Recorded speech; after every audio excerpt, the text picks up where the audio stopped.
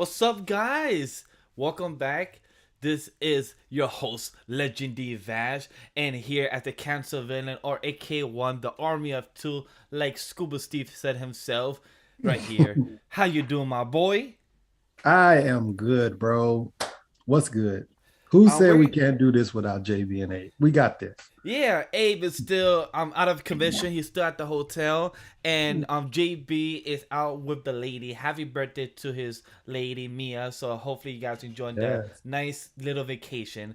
But we're here to give you guys still a show. Myself and Steve. We're here to talk about GTA finally got announced, the number 6 installment out of the franchise. We have Sonic 2 coming into theaters already April 18th, and we have Loki season 2 coming, starting to shoot this hmm summer.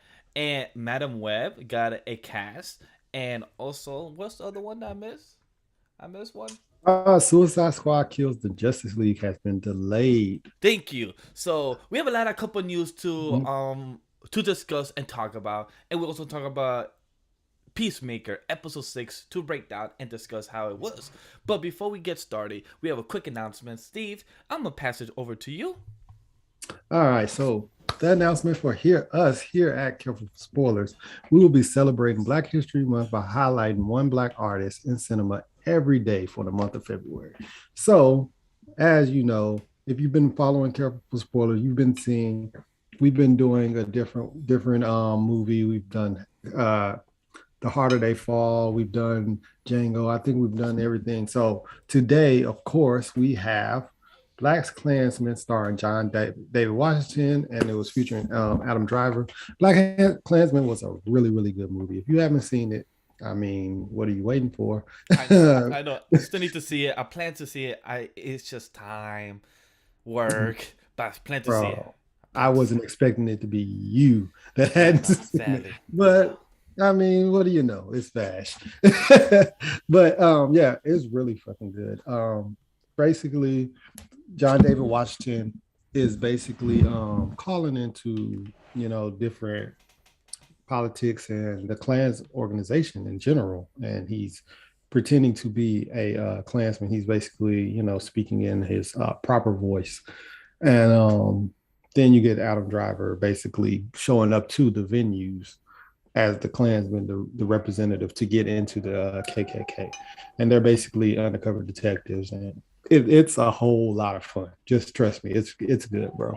Really good. You highly recommend it and everything else. And don't forget, people, if you haven't followed Careful Spoilers, go check on the Twitter, the Patreons down below, where to find us on all social media. Subscribe us, like the video, and everything else. Is glad you appreciate and support us. But with all that out of the way, let's jump straight to the news topics of today's show. So for the first one down the road is Suicide Squad Kill the Justice League has been delayed to 2023. One thing is, I'm not shocked and I'm proud that game companies have started to be more comfortable pushing games and knowing when they're not ready. So I'm very happy about that because they did the most recently with God the Knights as well. So God the Knights also got pushed for this year. It was supposed to become my last year, but I got pushed for this year. So I'm happy Yeah, game companies are starting to realize that. Steve, how do you feel about that? I also agree. I'm more so of push it back for video games. You have to push those back because if the initial game release is shit, then people won't give it a chance. Like we It's all Cyberpunk. saw, yeah, Cyberpunk, the initial game release was bad. Everybody tells me, oh yeah, now it's great. You should go ahead and play it. But it's like you missed out on so much sales and opportunity with that initial release that you've blown it. Like I don't understand how Cyberpunk can ever remake their money from all the stuff that they've done. Like regardless of how great the game is. So the fact that they're pushing this game back, I think that's great. Do what you have to do because video games are a lot different than other things where you do the initial release and you're like, oh, okay, we can just do the iOS update as time goes on. But you know what I'm saying? But video games, you just can't do that. You just can't. Yeah, So like once it's released, it's harder to update all the time. Like Cyberpunk, I think I've gotten it already. I think last time Ray spoke to us. I think that game has gotten 6 or 8 updates already, like max 10 probably by now, and that's a lot of updates just to fix all the bugs since 2020 or 2019 when the game came out. So I'm very Yeah. happy that Suicide Squad Kill the Justice League got pushed, but also I'm very excited to see what this push is gonna help improve. Is it the story? Is it the game features? Because when you know in the comics, Suicide Squad versus Justice League is very like a short run. It's like a 10 issue or probably a 6 issue run. But when you make a game, it's gonna be like an 8 hour game, a 12 hour, or like a 27 hour game. So like, how much story can you do with this? Because you're fighting the Flash, Wonder Woman, Superman, Batman, and these big type of characters. So how much can you do with this story, and how long will it be? Because if I'm correct, Marvel Guardian the Galaxy is only I think 8 to 16 hours, I believe. So Mhm. it's curious to see how much content will they give us. Yeah, that's really what I'm worried about too, because like to me, I always was wondering the same way I think I heard JB said, how do they compete with the Justice League? How do these group of nobodies, pretty much is what the Suicide Squad is, just extras, compete with taking on Superman and Green Lantern and the Flash and Wonder Woman? Like how does that work? Like these superpowered heroes that are like beyond OP. You know what I'm saying? How does that work? So I'm interested to see how they do that storyline. Agree. Uh, in the same transition, we can also talk about. I don't know if you saw in the recent days, Gotham Knights also might be getting greenlit over on the CW. How do you feel about that, real quick? So here is this. The CW, if I'm not mistaken, declared bankruptcy. So that is a scary sight because it's like Gotham Knights is a story that I would like to see. Same. Agree. But with them declaring bankruptcy, it's like how much money do they have to even make this show? And that's kind of one of those things where I'm kind of afraid of. And then on top of that, the CW, like just within the universe of just the DC universe that they've created for the CW, it's kind of like, man, it's hit or miss. Like it started off really, really good with the Green Arrow and Flash, things like that. They started off really good. And then somewhere down the line, they trickle and then they kind of pick back up. So Yeah. I'm wondering if this is going to get a good start out the gate. And then we have the same pattern where it just does that. I, for one, feel like 24 episodes for a season is just entirely too long. Yeah, it's not anymore worth it. What's up, Mercenary? How you doing? It's just not worth it no more. So we've got the Knights, and for them to announce it, and and plus how Warner Brothers did announce that they might be kind of withdrawing from the CW. So it really Mhm. is wondering is that what are they trying to do? Like just because the game is hype and just because the characters, but it's questionable with Batwoman. Like all these characters, what are you trying to build? But then what are you trying to build over on HBO Max? It's like two different type of continuities that you're trying to bring, and then you also have the movies. So I hope if they will bring Gotham Knights, like I said on my tweet, HBO Max, please let it go there. I would love to see Nightwing, Red Hood, Batgirl. That would be amazing to see. But I don't trust it on the CW. Like you said, right now all their big shows are not that great right now, and some has a very lackluster stories recently, so it's not that exciting. Yeah, everything should at this point go to HBO Max. If they don't, just everything go to HBO Max. Stop trying to build a universe. Just make it everything standalone. If Yeah, you do everything standalone, maybe that can just change everything. Because I feel like now that with Marvel and the Avengers, and now they had all their TV series and all those things with Marvel, and they tie everything together. I feel like everybody is trying to chase that same bag that they got. And it's like you don't have to do that. Just make it standalone series. There's nothing well, wrong with it. Like if you make it a standalone universe, cool. You know what I'm saying? It's something one of those things where it's like, dude, you haven't done a good job of trying to build a world and tie everything together. So just make it standalone and then do your own thing, and that just makes you on your own level away, and you separate yourself from trying to be like Marvel or whatever, critics and people like us would say. Like our host JB in the comments said, is getting a pilot of the CW, so we will see.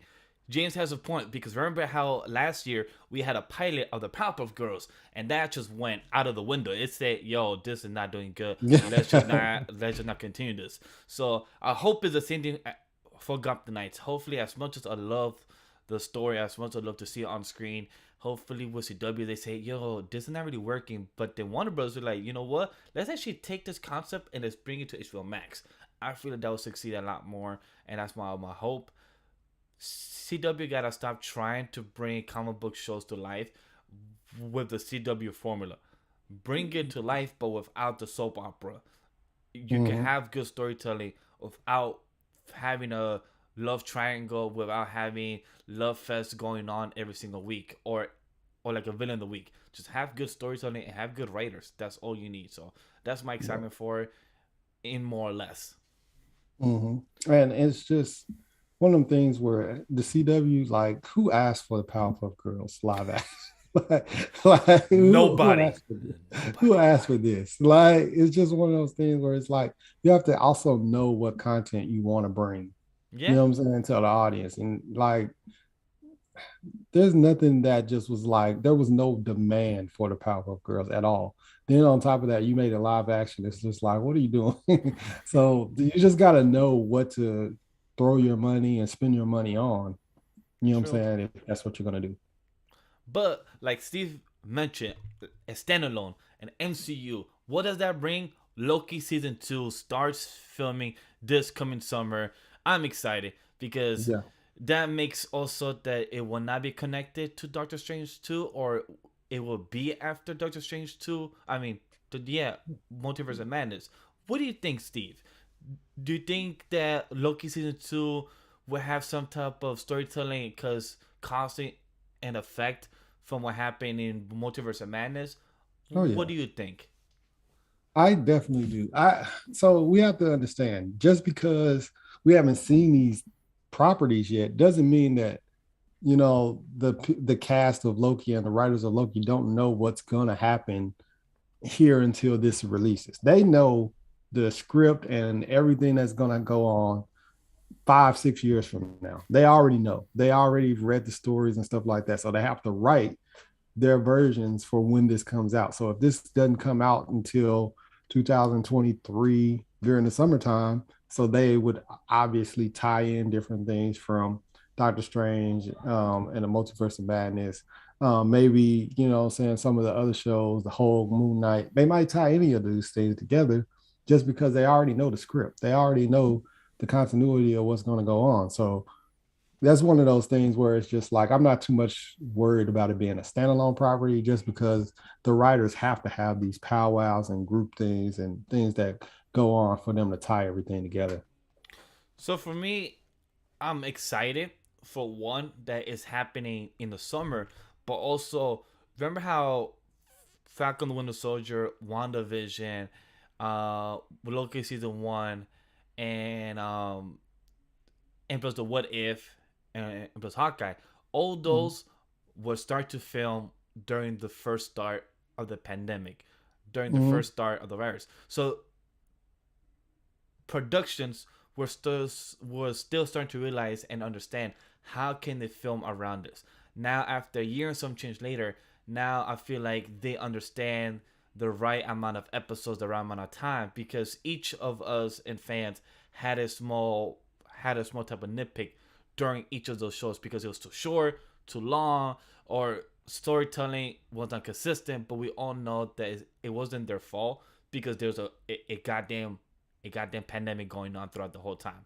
But now with these shows and these movies now knowing after a year later during filming, I'm excited because now they know what they could do and how many episodes they can make. So hopefully the storytelling is more consistent for them to pull out. That's what I'm more looking forward for as a storytelling base. But Loki season 2, curious to see how will this connect to Ant-Man Quantumania, since this will probably still have Kang involved. So I'm curious to see if we're gonna see any storytelling within Kang and Quantumania within Ant-Man. Man, so I don't know. Was that us last week, or was that another thing where? No, no. So I had a conversation with someone, Mm-hmm. and they were saying they think that not only is uh, He Who Remains and Kane the Conqueror the variant, they're also speculating, and this is just them throwing a theory out there, so don't quote me. This isn't my theory. This is just something I thought that would be fun for the conversation. They're speculating that Doom will be another variant of everybody. So they're saying that Jonathan Majors will also play Doctor Doom. And I'm just like, yo, that'll be crazy. That would be interesting if he actually plays Doctor Doom. That would be interesting. That would, yeah, you would have to see how much his range really is, because if he plays Doctor Doom, Kane the Conqueror, and He Who Remains, he's got like the bag that comes his way would be crazy. I for one think that they're gonna hire somebody completely different to play Doctor Doom, but I wasn't totally against it because they're like Doctor Doom is a descendant.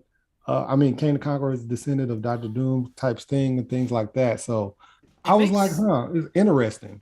It's very interesting. it does make sense, and at the same time, it's all within a timeline, and it's all different type of range, so it could work within the Mhm. story.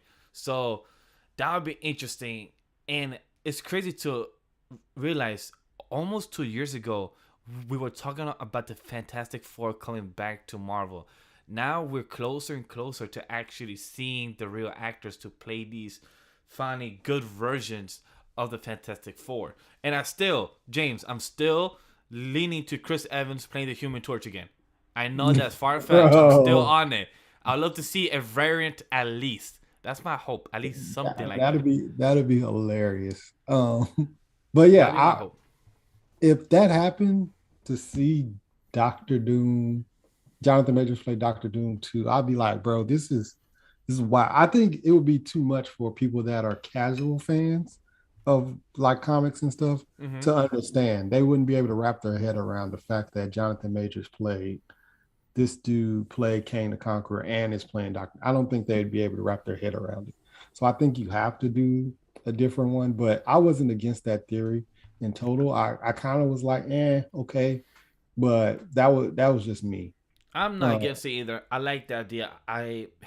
I support crazy theories because those what they're meant for is to have crazy theories. But people need to understand that if you're wrong, don't be mad about it. People are mm, wrong when it comes to ideas, stuff like that. So can't wait to see what happens with this. But Steve, have you played Destiny? Have you played that game before? Because guess what? The studio Sony chose to acquire uh the Bungie. Bungie. Thank you. I was trying to pronounce it in my head. Bungie. And do you know for how much? Because it's not that cheap. They spend a lot of money. $1.3 billion. Ooh, yeah, that's big money. Um, so for me, I feel like this is just like a tag back of Xbox just did what they did, where they acquired everything that they did. And Sony's like, well, let's just get you back and let's just get Bungie and play, you know what I'm saying? Like just a little nitpick tick for tack thing that they did. Um, And to sorry, me, is 3.6 billion. Sorry, not I was off. Three point oh, six billion dollars. yeah, that's big. But see, the thing is, so for me as an Xbox player, Bungie has Destiny.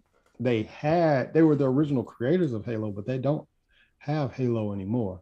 Yeah, So we just paid $3.6 billion for Bungie. I mean, for Destiny. That's that's pretty much what what you. that's what a lot of people said, and it's just crazy how Bungie became independent to leave by Microsoft, and now they went back to another big company, aka going from Microsoft to Sony. So I feel bad for Bungie, but I wonder what went behind the scenes. What did Sony and Bungie speak about? What is it that they kept under the wrap that a lot of us casual audience don't know? But at the same time, hey, if you're gonna spend $3.6 billion on only one type of franchise that's big right now, and this type of franchise makes so much money because of how many people still play it and how many seasons did they been going on right now.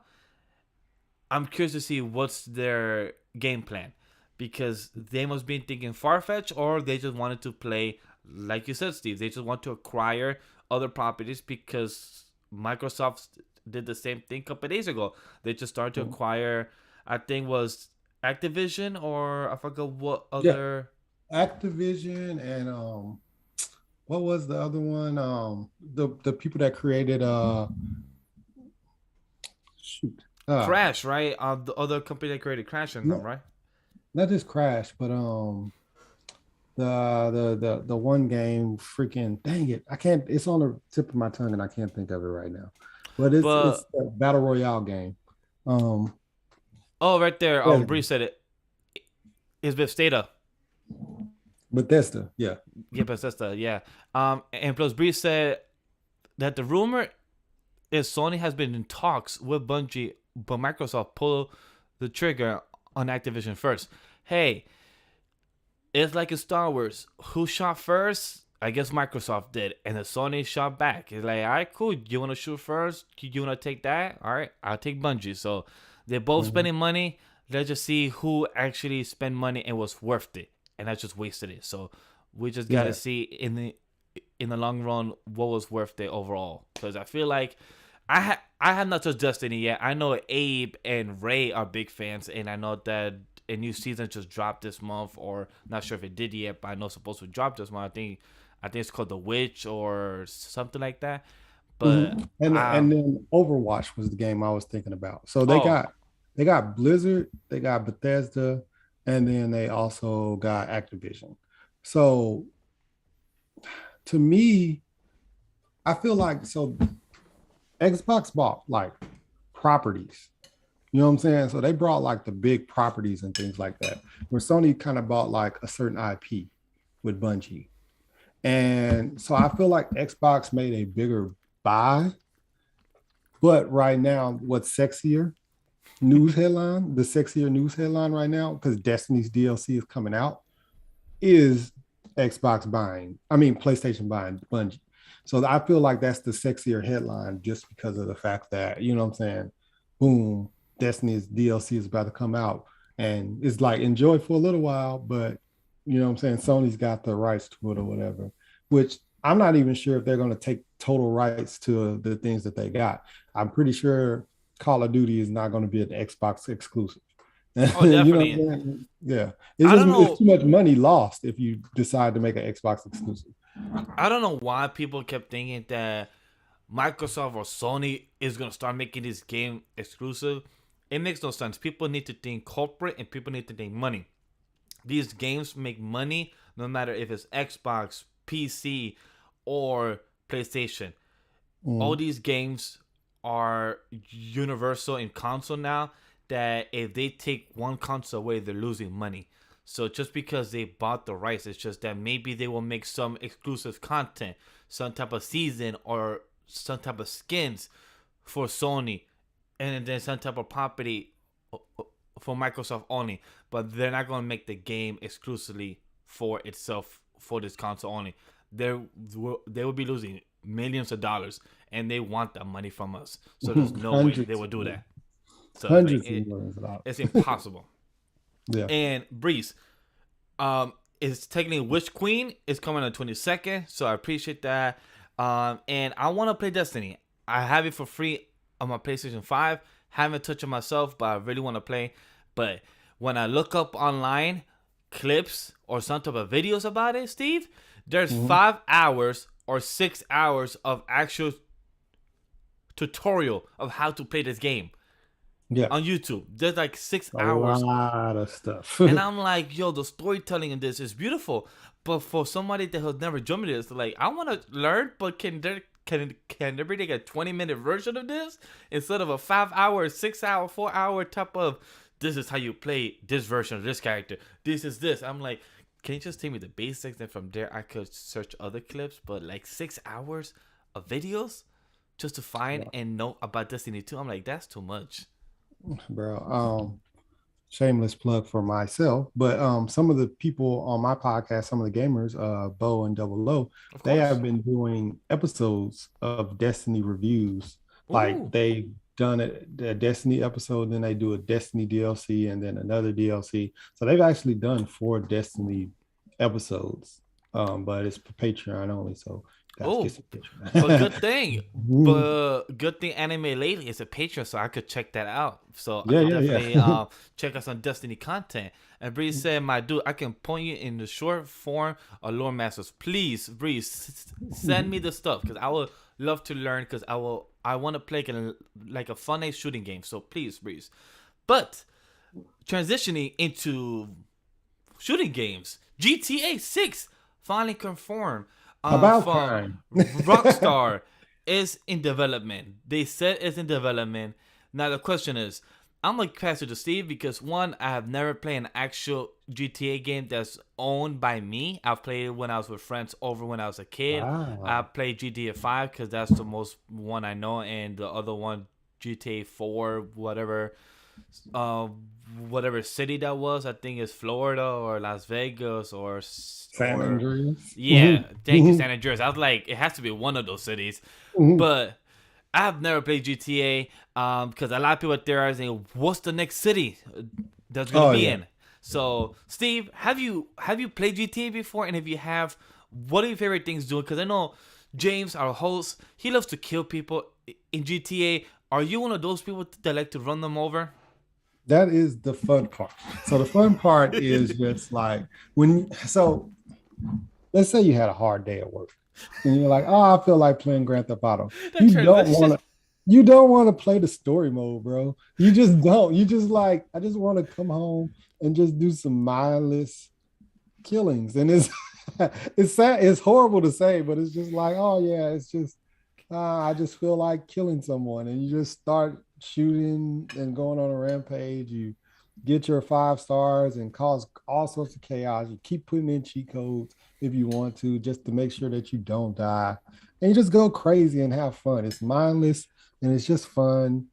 And that's pretty much what Grand Theft Auto. That's what I do whenever I'm in a bad mood. Like if I'm playing the story mode and I keep failing on a mission over and over and over, I'm like, you know what? Fuck this.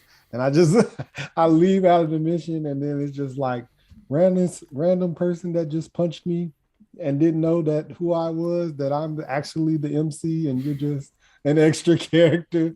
You're dead now, and everybody else who saw it. So, but it's about time, honestly and truthfully. They literally announced a Dr. Dre extra DLC part to Grand Theft Auto 5, like literally like a month ago, if that. And for them to be like, oh yeah, Grand Theft Auto 6, we're about to start production for it. They literally have updated DLC to Grand Theft Auto 5 until they came out with the next one. It went 3 consoles, 3 whole consoles before they finally was like, oh, okay, let's just do. And me, I'm a huge Red Dead Redemption 2 player, and I was just salty. Like every day you sat there and you watched Grand Theft Auto get another update, and you're like, I've are seen I've seen this update of this game of Grand Theft Auto 5 that's been going on since the PlayStation 3. That's how long this game has been going on with updates. That's yeah, crazy. Like to know that PlayStation 3, I think PlayStation 3 came out like in 2008, 2009 from the top of my head I can remember. yeah, That's almost a good 15 years that this game has yeah. been out and getting remastered, renewed, DLC, different versions, and just re-extended graphics, whatever that this company Rockstar could just add more and just make it more new. And finally, after many years, they finally say, you know what? Let's just give our fans a GTA 6. I'm like, but it Bro, makes sense because with the new consoles that we have, they finally know that hey, the graphics we have the PlayStation 5, we have the Xbox. Let's make this GTA 6. So I'm curious to see what are they gonna do with this. But the most funniest thing is a comment Leroy said. I had a long day at work time. Hop on GTA, just murder some people. bro, It, swear.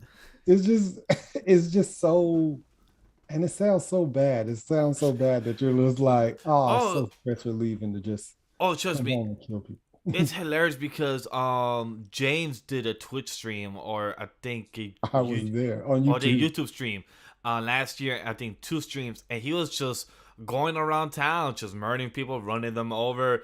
The Mhm. and there's a whole Invincible. helicopter flying, and he was just like, just yeah, just going, killing. I'm like, Jason, having too much fun here. Like, yep, Yeah, just that's how it's supposed to. And I'm a fan of Rockstar, so like when I was seeing all these updates for Grand Theft Auto, I was like, oh yeah, wait till they do it to Red Dead Redemption. And it just never happened. There was one time when there was a bug on Red Dead for 2 weeks, 2 straight weeks, where you couldn't even lift your arm to pull the trigger on anybody on Red Dead. So literally the game was dead for 2 weeks. wow. And they released another update for Grand Theft Auto, and I'm like, yo, what are y'all doing? I was like, Like, Grand Theft go Auto. fix your other game. Go This fix game the is other good one. right now. Go fix the game that's been Bro, glitching. bro, it was a glitch where you couldn't do nothing. You couldn't even get on your horse. Like you couldn't lift your arms on the game for That's almost 2 weeks straight. And I was that's just like I weird. kept checking in. I was like, okay, this will be fixed in like the next 5 hours. That's what I thought the first day that it happened. I was like, it'll be fixed in the next 5 hours, if that. You know what I'm saying? You got professional people that are going to be watching this. And it was just like, okay, it's been 4 days. It's been 5 days. And I was like, I just was over it. It's it's crazy. Like, I've played Spider-Man the PS4 version, and just I've ignored the story mode. I've ignored the mission. I've just swung around, just just fighting gang members, just fighting Mhm. people of the black and white gang as well, and just going around swinging. And I find that fun, just punching people, throwing the web, doing the special and everything. But when it comes Mhm. to Grand Theft Auto, it's almost the same thing, but you just have a car, you have a shotgun, you have guns, and just doing the same thing around a whole city. But I never found it interesting, probably because I never grew up with it owning one. So Mhm. probably that's why I don't really have any type of connection with the series.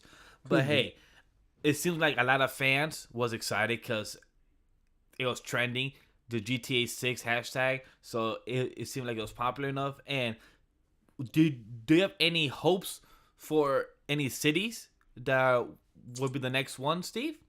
Okay. So without being stereotypical, because they've done Venice, they've done San Andreas, which is basically California. Um, Have they did Japan? I don't. They've done like a little Tokyo, as Okay. far as like in like Liberty City. Okay. They had like a little Tokyo type thing going on. I would be honest with you. I would want to see something like a Trinidad type thing where that would be going on. But at the same time, you have to know what your audience is. Your audience right now is like heavily America, UK. So you have to go that route. You know what I'm saying? So I would honestly and truthfully, and it sounds messed up, maybe like a Chicago. Or how about Texas, like Houston or something? Bro, they do not want to do it in Houston. It would be a big map if they did Houston for sure, for sure. But I mean, Chicago, Houston, yeah, I can see that. Chicago, Houston, maybe Baltimore, something It's like that. possible. I wouldn't be bad. I'm excited for whatever they got. They should, what I'm saying, delay that and give us a Bully Part Two because I really enjoy Bully as well. Rockstar like had some really good things, and then they just was like, oh no, Grand Theft Auto is more important than everything. So I was just like, all right, whatever. Hey, that Steve, that's their bread and butter. So things have to be made. But Steve, you know what else is bread and butter and 50 Shades Darker? Dakota Johnson is in talks to play Madam Webb in a standalone movie for Sony. Hmm. How do you feel about that? Is Sony still making standalone films without a Spider-Man connected universe, which is still questionable? But how do you feel a Madam Web standalone film? I'm interested to see how they do Dakota Johnson as Madam Web because Madam Web is an older character. So Dakota Johnson, either they're going to just go the route of kind of like how they did with Aunt May where they kind of just made her look a little younger and just went with it. But Madam Web is older. You know what I'm saying? So maybe they just put her in makeup and everything like that and make her play an older character, which would be interesting. I would be interested to see that, but I don't know how. I mean, it's Sony, so it's not going to be the actual MCU universe. It's going to be more so the Sony universe. Maybe they got a plan in motion and they got an idea of what they want to do and the route they want to go. But I'm not sure about this, just because of the fact that it's just a younger character. I don't know if they're gonna try to dress her up, and make her look older or what.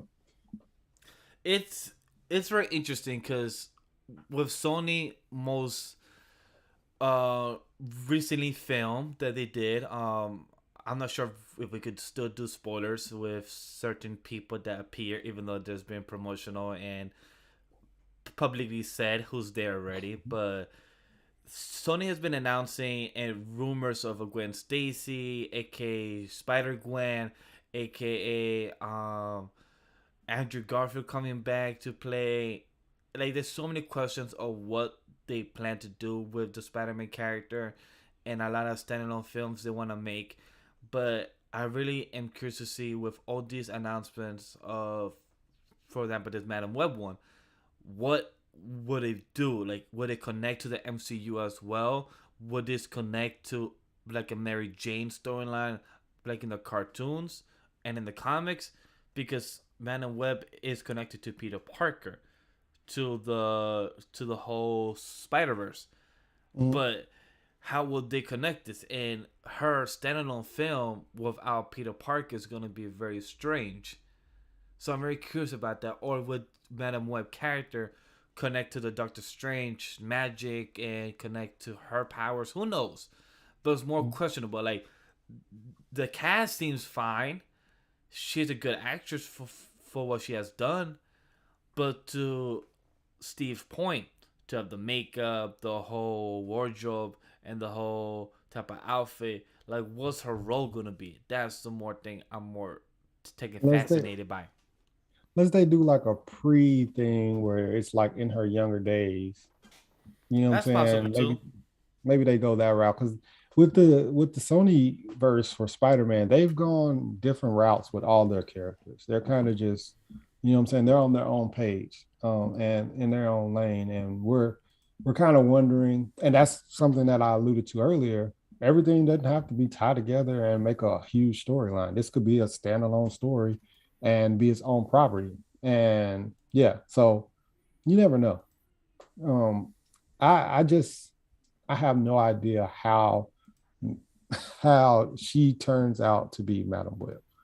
I Yeah, just it's gonna be very interesting to see where's the turn events and what Sony is gonna do with this character, and how is it gonna connect to the grander scale of the Sony version of the Spider-Man movies being all connected, or to the MCU. So it's gonna be very interesting. Hopefully, hopefully Sony knows what they're doing with this whatever character in this movie. Hey, Steve, I'm gonna still be optimistic. I still gotta have hope that they. whatever they do, just put Andrew Garfield in it. Just do it. Just just, Hey, just I give us don't, I Andrew. don't even mind seeing Toby in the film. Just we need a Peter Parker for her to have her story. So Yeah. if imagine, hold up, imagine. I just thought about it. Imagine all these standalone films that they've been announcing and doing. Imagine it is their technically Spider Verse version of Andrew and Toby. That each of them will be in each of those Black Cat, Craven the Hunter story, and will have a version of Toby or Andrew in them. Imagine if that's what they've been putting the seeds out there. They just haven't announced which Peter would be. Like, Tom is not going to be in it because he's in his own MCU. But we could still use our other two versions of Spider-Man. What do you think? That's something that they definitely could do, which is something that they've hinted towards with Andrew Garfield will return and all this craziness that they've done. So I'm not mad at that. Brian said, "Hot Aunt May and Madame Web." I like. I like that. I I like like that. that. Hey, sometimes you can't go wrong about that. But one of the last news for us to talk about is Steve brought up before we started that Sonic 2 is coming closer to release. So I want to just quickly feel the first impressions of how we feel, because there was a new trailer today and everything that came out, and Mhm. Sonic 2 is coming out on April 18th. So knowing that you brought up that we got announced a year ago that Idris Elba was gonna play It's been a Knuckles. year. Yeah, it's been a year. It Jesus. got announced around this month or in March. So it's been a year. And now we're literally around the corner to see now Sonic 2 come out. Tails, Knuckles, Dr. Eggman, see Chaos Control, all the air modes. Knowing Sonic 2 and how good the first one was, are you excited to see Sonic 2 come out? Are you Yeah. anticipating in it? Yes. The answer is yes. uh, like I was telling you earlier, I was like, bro, I can't believe like it seemed like it was just yesterday that they were like Idris Elba will be playing Knuckles, and we were like, what?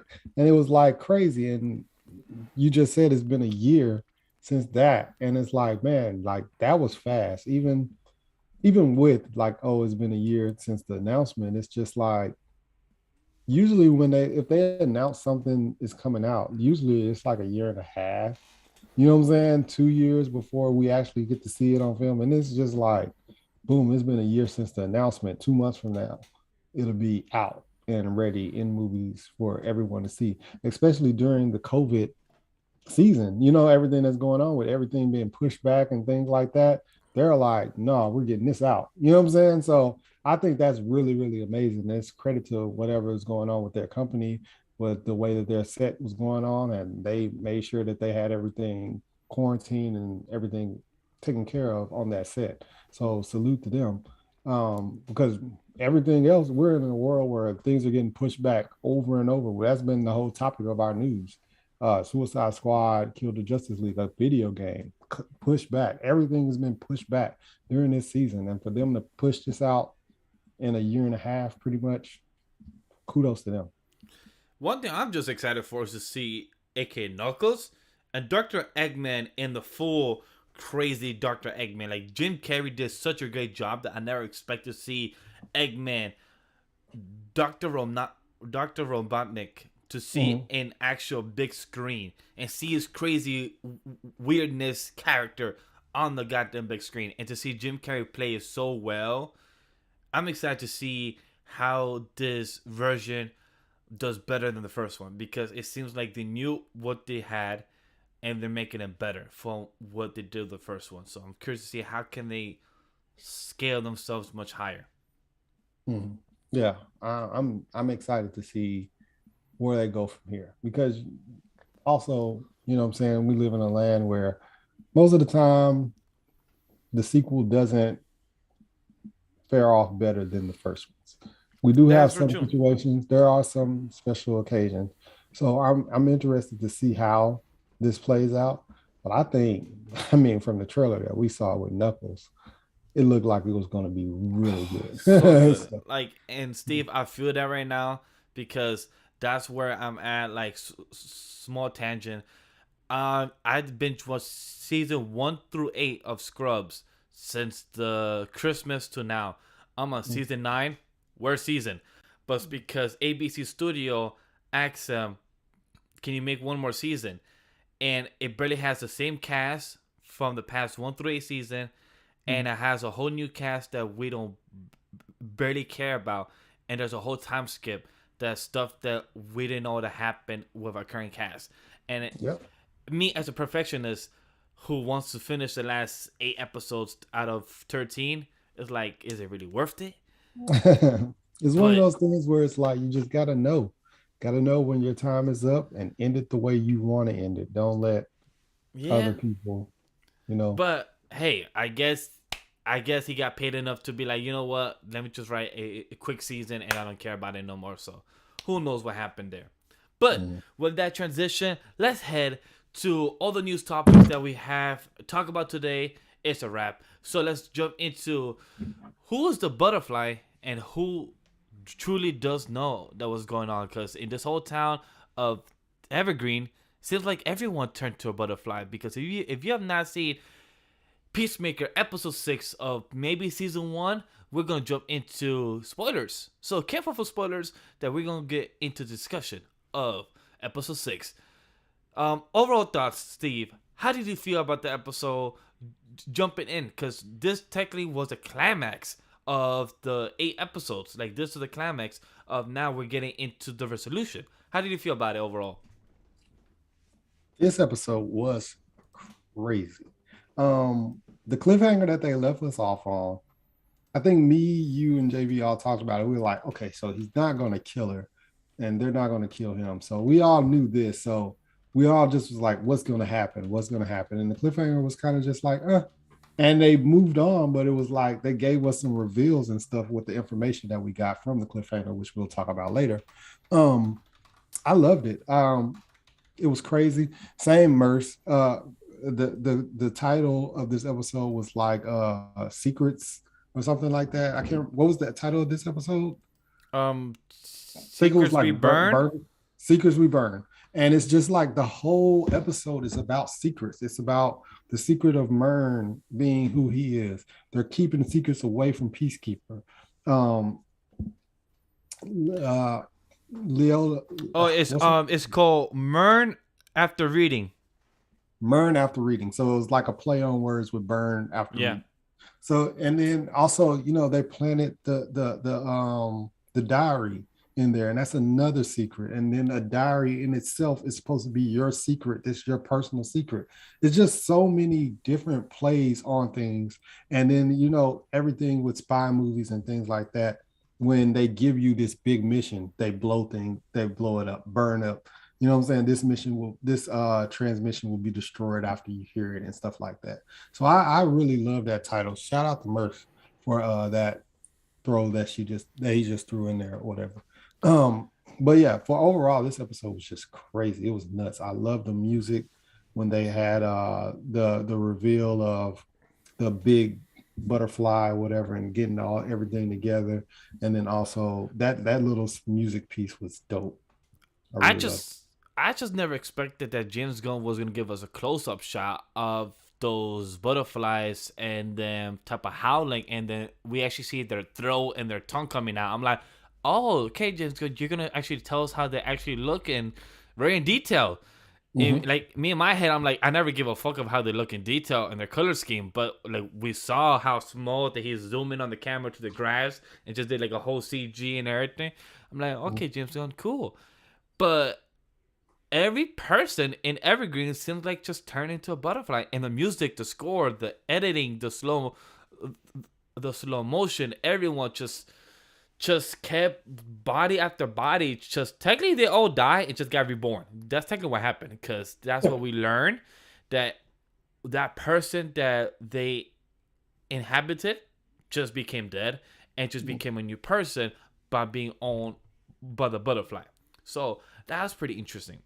But let's jump and break it down like we always do week to week. So we start off the episode like how we finished off in episode 5, because that episode left us with a cliffhanger. Like, oh shit, Merritt's about to put her in handcuffs and about to put some tape and about to interrogate her. Guess what? He came up to her outside in the rain and screamed at her like, yo, I'm not gonna kill you. And then went back inside. And the hardcore also knew about this. And also our boy Economics, he knew too, even though he likes to ignore it. How did you feel about that, Steve? Oh, that was done really well, because it was one of those things where I thought, okay, so is Peacemaker going to pull up on the side of the street, see this going on? Is he going to do something crazy? And now him and Adebayo are going to be on the run for the rest of the show? Or what's going to go on? And the fact that they just was like, oh no, everybody knows about this. And something that me and JB both pointed out in, what was it, episode 3, when Mern blows up and he's that close to the thing, we both said, I wonder what's going on with the fact that he blew up close range and nothing really impacted him. And I just thought like, oh, okay. After a while, I just like, okay, that's just what it is. It's a TV show. It's not real life. You know what I'm saying? It was just like, okay, whatever. And then well for me, I thought comic book, so I thought like him being the armed forces, he probably got fake skin on because he did say that he went through shit in the past, he went through battle, so I thought maybe something going on there, but when you because of this episode, it made me realize like, oh yes, it makes sense because he didn't get hit there, and the hardcore observing her her body language explained it when she saw it at the already in the match. Like she saw it and noticed that wait, he didn't get hurt, but me and this chick, we just blew up behind the couch and everything. So there's something going on. So that makes sense why hardcore, and also I respect that. Like she actually approached him and they actually had probably like a civil conversation about it. So that's mad respect because most people will be like, wait, you're a butterfly, we're coming here to kill your people, but you're helping us. What's going on? So I actually yeah. like that. So mad respect for her character. Mhm. I thought that was really dope. Just shows the poise that she has as a spy and things like that, where she just was like, okay, instead of me coming guns ablazing, killing you and destroying you, let's figure out what the hell is going on. Because if you are a butterfly, why are you helping us?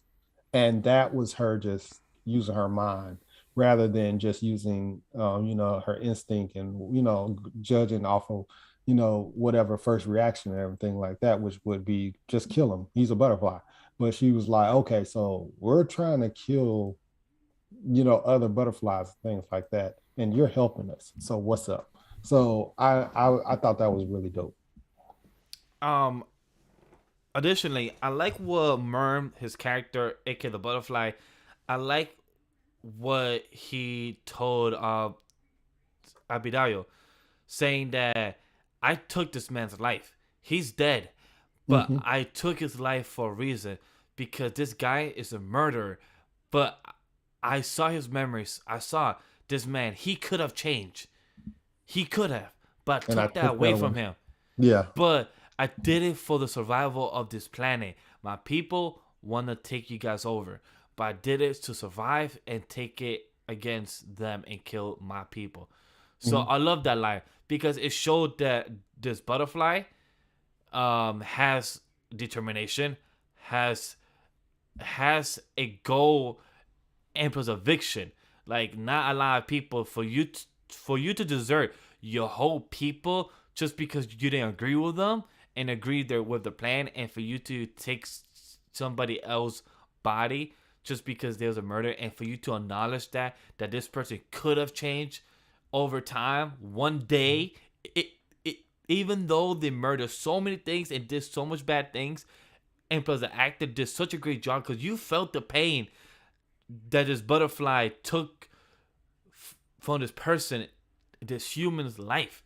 You Mm-hmm. felt it, like, but they said that it was for the greater good. I just love that scene very much. How did you feel about that, Steve? Yeah, that was a really good thing. Just them, in a sense, it's play on society now. It's like, oh, okay. Yeah, I guess maybe like people that don't believe in the death penalty, things like that, where they're like, okay, I feel like this guy could really change. And you took that away from him. You took that opportunity away from him. You don't know what he went through and all this other stuff as you waited for your thing or whatever. So that's kind of probably what they felt because he was like, I'm just going to take the nearest piece of shit that I can find and I'll just take his life. That's what he was thinking. And then once he did, he Yeah. freaking got absorbed all his memories and he was like, yo, I took away this guy's chance to possibly live and do something. You know what I'm saying? So it was like one of those things where he just really came to that realization. And it lets you know that the smartness of, you know what I'm saying, I guess the butterflies or the aliens or whatever, for them to even come to that realization. And for him, his character, he said, the other butterflies told me that I was too sensitive and I could not, roll with them pretty much in a sense. You know what I'm saying? And that was something that he said that the other butterflies were doing. They were calling him he was too sensitive. He thinks too much, things like that, where they're just doing what they have to do, which in a sense, the other butterflies, to me, I feel like they're having that. You guys aren't taking care of this planet, and if we take over you guys, we can take over the planet, and we can do a better job of taking care of things. That's what I feel about it. For me, what I'm curious about is that where does Judo Master fit into this? Because he told John Cena character of Chris Peacemaker in the previous episode that you don't know what they are, you know what they are, and he got cut off. Where does his character fit into this? That's what I'm curious to see for next episode, because that storyline still needs to end with his character. So that I'm very curious about it. I'm sure they convinced him that their way was right. Okay. I feel like it's pretty much like a Thanos situation where Thanos was like, I'm going to wipe half of humanity, and then you guys have the resources to survive. And that everybody is like, no, that's genocide, blah, blah, blah. And then there's some people that agree with that. Same Okay. with this. I think that the butterflies feel like, hey, you humans are destroying the world. Global warming is weird. I mean, it's real. Things like that. It's all real. And you guys are playing God and doing whatever you want to do instead of actually taking care of your planet.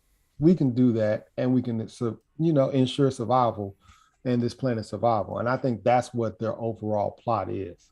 But they're doing it in a sense of we're taking over innocent people. Like there's no reason why a butterfly should be in a 8-year-old child. You know what I'm saying? There's no reason for that. So Agree. that's where I can see where he's like, he decided to step to the side and was like, this is wrong. And they were like, you're being sensitive. And that's there because they're just like, they're nobodies. They're whatever. We're butterflies. Our survival is matters. Do you think Judo Master is a butterfly or no? I don't No, think so. because he shot him in the chest. He died. They didn't shoot him in the head or anything like that. The butterfly didn't crawl out. So no, I don't think Judo Master was a butterfly. I think he was just somebody that agreed with what they were about to do, the Okay. takeover that they were about to do. All right. Cool. Cool. Brian and Merce. Yes, I 100% agree with that. But we will talk about that in a bit. But I highly agree because those scenes was creepy as hell. It looked like all those people were having the seizures. But we will get on that in a bit. Now the next scene, Chris, aka Peacemaker, was at school as a family member talking about his heroics, um capturing Kite Man and being over exaggerating and talking about how Wonder Woman want to fuck him and how Ezra Miller character Barry Allen the Flash is a douchebag and how a child could ask him what was his origin story, and my boy just had a little breakdown moment. How did you feel about that, Steve? With all those kids technically being kids and being assholes, because I know you have kids. How do you feel about this? Kids say the darndest things. They don't care about your feelings. They're gonna say whatever the fuck they want to say, and they're just looking for an answer. It was funny. I like the career day aspect that they went with it.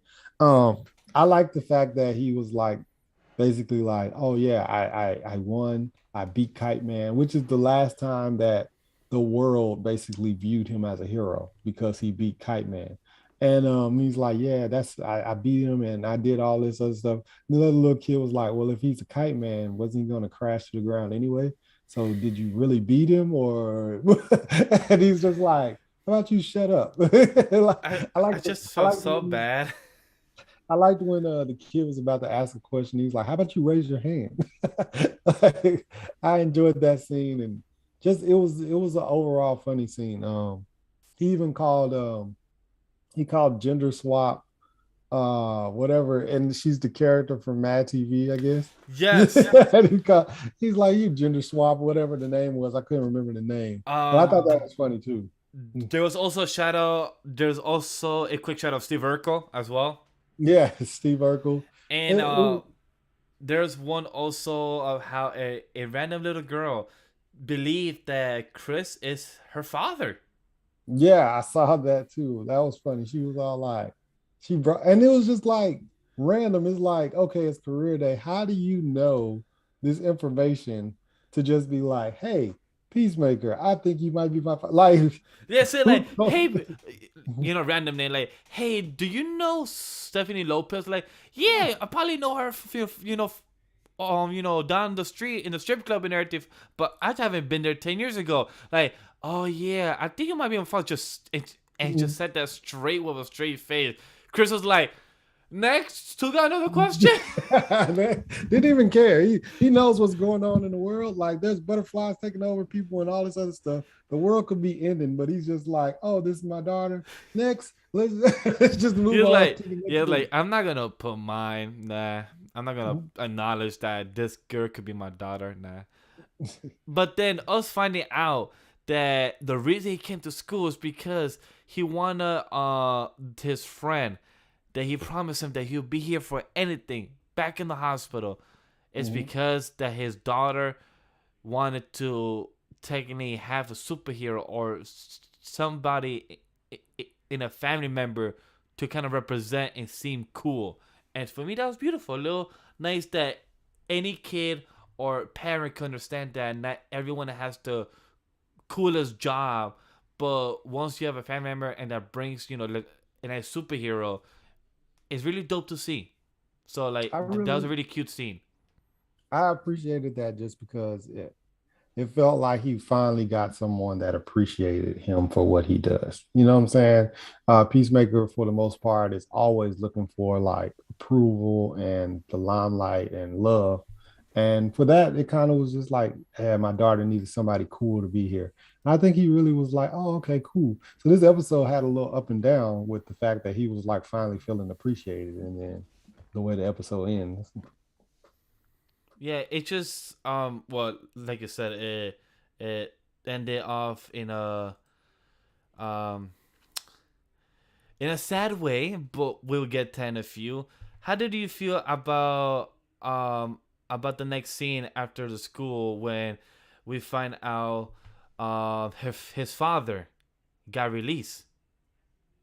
So his father being released from prison, I kind of was like, okay, so he finally got released, which is weird because like it felt like last episode they were like doing whatever they could to keep him in there. So like him being released, I was like, okay, he's released, which is something that we all kind of speculated on. We all kind of we know that we're going to see this last hoorah versus father versus son in the last episode, or we assume in the last episode. I didn't expect that his character just jumped in the truck and literally said, hey, what do you want to do?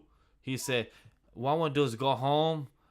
I want to get my dick sucked, and I want to kill my son. I'm like, damn, you just said that with a straight face in the same sentence? It's about time. It's all like, I can't do it until I get some head first.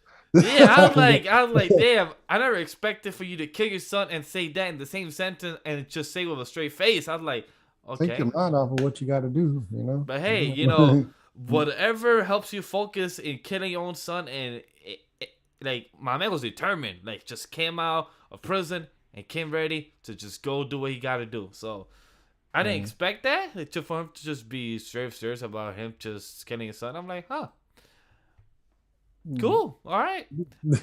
I mean, I think we know that he always has had this like certain view with his son, but his son never gave him a reason to, in a sense, kill him. You know what I'm saying? But now it's just like one of those things where he's like, I got to do it. Yes, mercenary. You have to keep your priorities in order. Hey, you haven't gotten your stuff in check. Now you got to check up. And you gotta have your people in white type of pillowcases with holes. That's what I felt like it was. I literally felt like pointy pillowcases. Yeah, like just put a little hole and just pew, that's it. And somehow you could be naked or not and just walk in. But before we jump into that, before we continue jumping, the next scene, our boy Hardcore and them, they all discuss that they know the truth with what's going on, and all the cops get ready, guns blazing to go. No, not hearing this. I'm not hearing this. And then Apadayo finally notices that that's what she meant about the ear, and Peacemaker's just home chilling with Vigilante and Goff. Thank you. I was trying to remember. Yeah. Goff was trying to have a peace treaty with Peacemaker and Vigilante.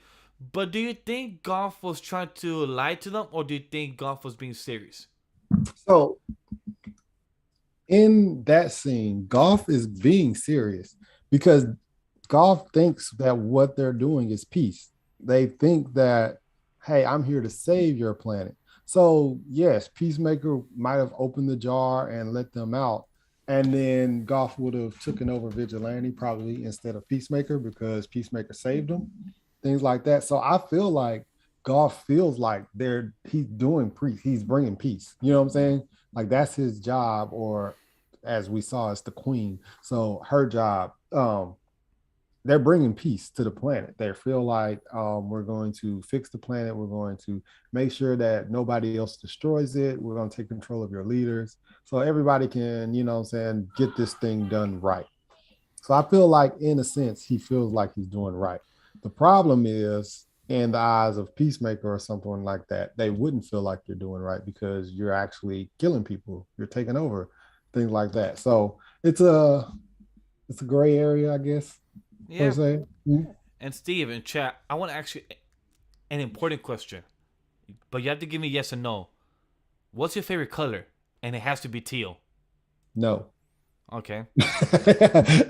Like that was funny, that scene, that back and forth between him and Vigilante. But thing is, Chris was being so serious, like, yo, all right, two rules. Is a yes or no, and don't be stupid. And then Vigilante like, but it's kind of hard to ignore the first rule because it's hard not to be stupid. I was like, Vigilante is like, I wonder, are you actually stupid or not? Because like, why do you want to know what's the favorite color of a butterfly, of an alien species? Just ask a simple question: are you come in peace? And just kept saying alien movies, and then kept going off random movies, and then saying questionable things, saying that he wants to give birth. He wants to understand how birth goes. Yeah, it was funny.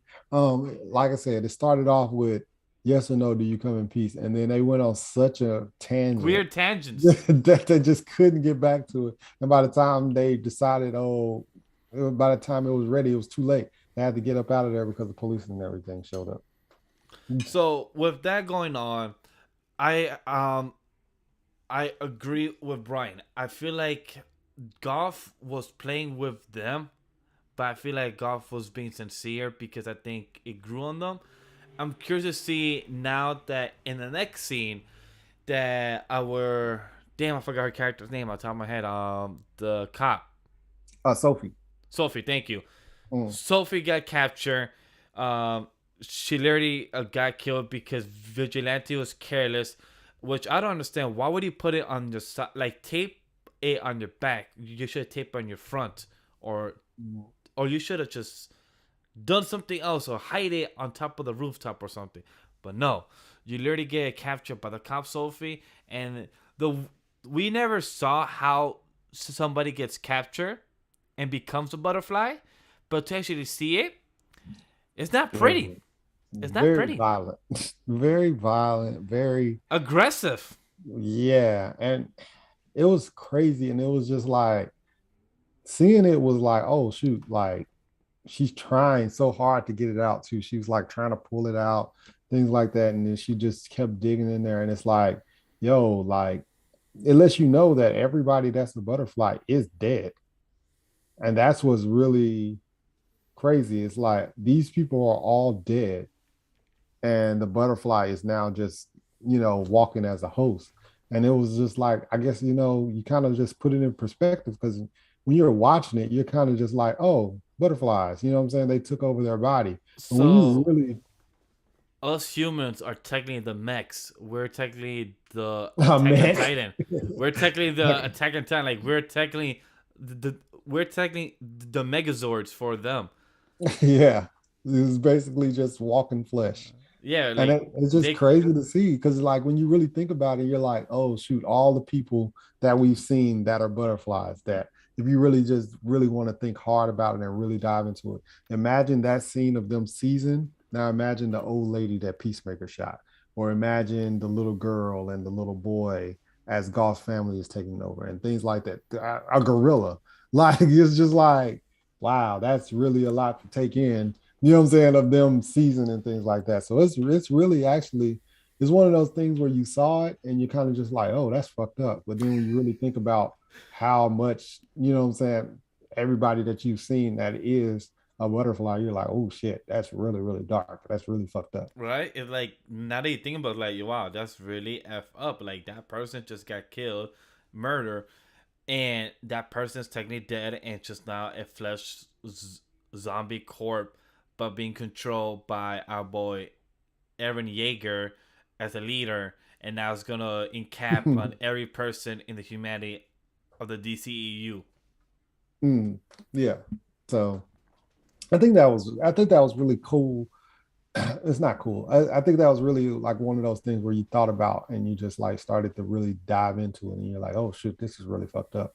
And as the situation happens, like Sophie just kind of gets up and she got blood like smeared on the side of her face, like going, and Word. she was like kind of, and everybody was just kind of cool with it, like, oh, okay. Yeah, like Like, nobody said, "Hey, Captain, here's a tissue. You got whole blood on your face." Like sit down, nobody said stop walking.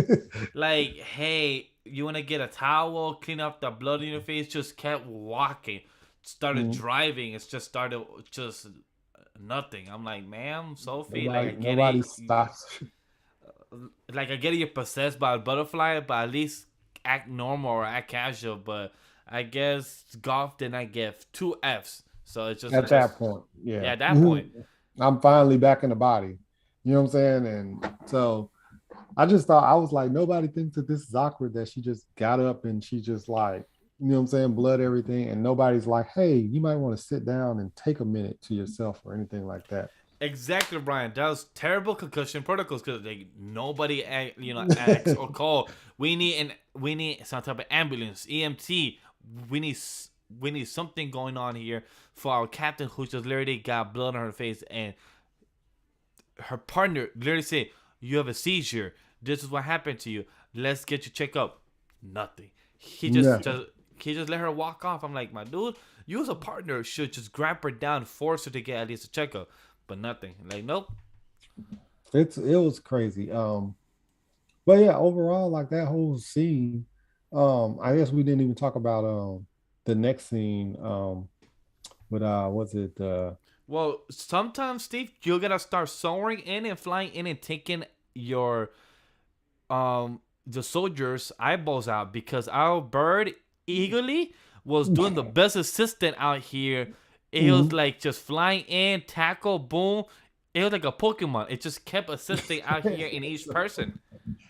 Eagly is like hardcore, like he said, like Vigilante said, he's like fucking everybody up, and it's just like they are really out there in these streets, just really just trying to survive, and Yo, Eagly is like still going hard. I didn't expect it. Like I expected Eagly to be a good type of civil pet, but literally it just kept diving in, taking the balls of the eyeballs out, and just those cops probably didn't kill or shoot the eagle because technically our Hmm. nation's bird is an eagle, so I guess that's why they didn't do it. But I felt bad for them because some did survive, but then the Hey. replacement or substitute captain literally said, "Don't worry, guys, just go walk away." And bam, bam, and she shot them with no remorse. Hey, so that makes you think. So all the time when he was meeting up with Mern, and you found out like you heard about how Mern was this crazy killer and all this other stuff, and then you watch this guy and they have a history together and he's killing them. And then when he shoots one of them, he's like she's like, don't shoot. He's like, no, no, don't shoot. He's like whispering it, like mocking the person that's about to die, that he's about to shoot. And I just thought that was like really, really like crazy. And it's like it made you think about like who the fuck is the real Mern? Like, what is the real Mern like? Because if these guys were friends, like what the fuck? Like, and then he's like he can give this like description of the bad guy. He's in red stripes and a fedora, and he's basically naming the Hamburglar, which is hilarious. And Brian and Steve, you are correct because remember how economics in episode 2 was talking to Merm asking him about his past, about him smiling, and about him being who he was, or him trying to show his feelings of him as a person. I Mhm. think Merm, aka the Butterfly, was being honest, saying that he has never expressed feelings before in the past, and he has killed and done a lot of things from his past that he's trying to scratch off from his Mhm. list. So I feel like the Merm version of the Butterfly was being honest of his character, but of the The original Merm. original. Yeah. So I feel like he was being honest about that, like, knowing that us, the audience, realizing in episode 6, knowing what we know now, we could fix the whole puzzle of the jigsaw, understanding his character more. Like, okay, he had a dark past, and both of them. And I also love the cinematography. If you actually think about it, that when both of those characters met, Merm and the substitute cop, Mhm. they both sat in dark area, but the only place in light was the window. If you really think about it, Hmm. I so have it to look shows at that that again. both of them have a dark past, but the light is leading them somewhere. But technically, the captain technically is dead because he got taken over by Butterfly. But Merm is hoping to find some type of salvation if they actually kill all the other butterflies. So that would be very intriguing. Yeah. It was very interesting because when he starts shooting them and he's rescuing Peacemaker and Vigilante. So you're like, what is the overall plan here? Was he just supposed to keep cops off their tail, or was he actually supposed to kill every cop that interfered and things like that? So I was actually interested because, as you know, last week I was like, he's so creepy. I thought he was a butterfly. Like I was like, oh, he must be a butterfly, as creepy as he is. Now watching this episode and then finding out that he never was a butterfly in the first place, I'm like, yo, this dude is pure chaotic, and he deserved to be and taken over. Like I was just like, this dude is I don't pure know about evil. deserve, Steve, because technically, not that he got deserved to be a butterfly, it came to bite them in the ass with the with the diary. So Yeah, but Jesus Christ, I so was just it's kind of like the title says, Merm after reading is that you got burned after reading what you saw, aka what Apadayo put with the diary inside Chris' house and everything else. So that happens. But like the chat also brought up that Chris doesn't know about the cloud because he's been gone for 4 years. So he doesn't know what's going on with aka iCloud, where we upload our pictures and everything.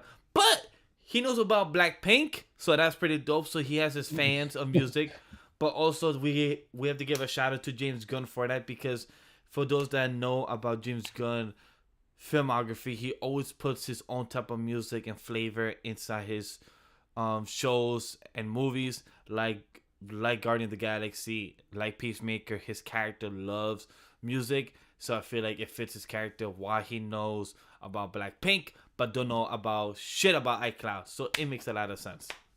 Mhm.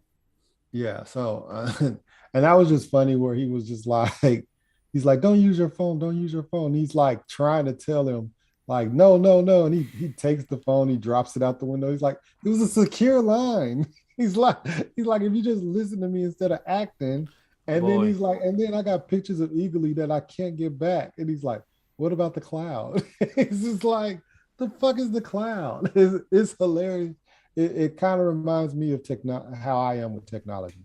It's just one of them things where it's just he's taking L after L after L. when I saw Vigilante do that, if I was Chris's character, I would literally have grabbed Vigilante's head, just smash it at least twice The window.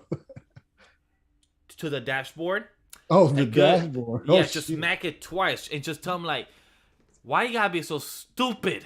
And then he's Adrian like, Chase, why? You threw out my secure phone when I was telling you not. Like, and then I would have grabbed his phone and thrown out the window just for us to be fair. But obviously, they need a phone to contact Merm and Hardcore, etc. But He's like, man, no, you can't use my phone. It's not a secure line. He said, well, that's too damn bad. Like, what the hell? What am I gonna do now? We have no choice.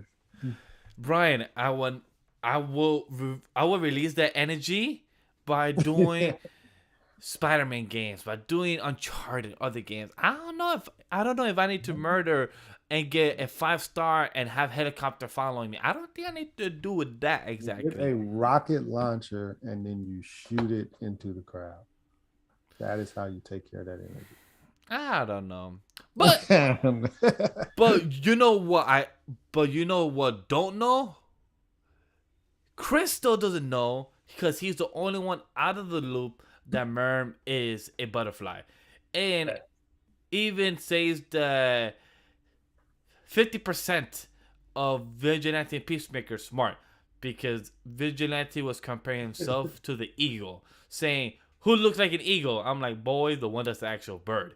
But Steve, how do you feel about that scene? Because Chris, Peacemaker, is starting to understand the whole tension that's going on here, that everyone's hiding, and even Abadayo couldn't even look at him straight to the face, and he knew he may act stupid, look stupid, but Chris's character understands and knows how to read the room because he's a trained killer and knows about this very well. How do you feel about that? It felt really fucked up because of the episode that we just had where everybody was together and they're taking pictures. They started a group chat. Harkov started a group chat showing like that bond that they had. And just to think like in 24 hours, it's all ruined like that quick. Like I thought we had something. I thought like even Peacemaker says, he said, excuse the fuck out of me for thinking that we had a bond and we had a team going. He was just like, bad. I felt so bad in that scene. They're all screwing him over is what it feels like. And it's just like, if you tell him this information, maybe things can be different. If they tell him that Mern is a butterfly and he's working with them to protect the rest of the world from what butterflies do, he probably doesn't keep golf in a jar for 5-6 days. You know what I'm saying? Like, here's the thing. If you just you have to communicate with your team if this is going to be a team. But it's the Suicide Squad. So, you know what I'm saying? It's not the Justice League. So we can't expect Justice League things from them. You know what I'm saying? But at the same time, it's just like one of those things where it's like, he doesn't like to be left out of the loop and he shouldn't be left out of the loop. If anybody that's been, you know what I'm saying, really carrying the team, part of the person that's been really carrying the team is Peacemaker. So let's keep him in the loop. But the whole time they've been screwing him over, sending his dad to jail, all sorts of shit throughout the whole series. Steve, you speak 100% correct on this because even Brian brought it up that he wants that family bond so badly and they just keep lying to him. Is that we find out more of the backstory that he was at fault. That it seemed like his father made both Chris and his brother fight, and it seems like Chris by accidentally killed him. And he feels like he never had a good family bond since then. And he felt for once, like you brought up, Steve, that he had a good bond with them. Like group chat, the 11, forgot what was the joke, the 11 from Street or something like that. Like he felt a good bond with them.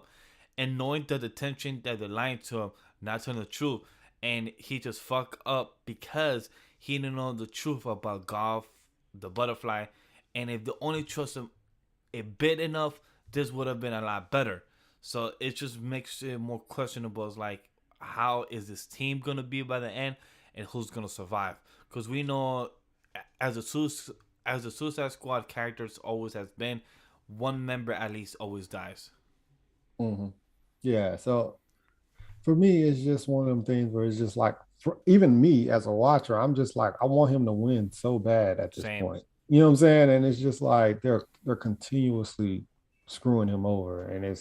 And the biggest screw that the reason why Adebayo won't even look at him is because she planted a freaking diary in his room. And that's gonna bite her in the ass in the next episode. So for sure. The chat brought up something that we didn't talk about. Steve, I have to ask you a question. With your kids, do you have your phone as one of their birthdays? No. All right, smart. That's The smart only because thing, guess what?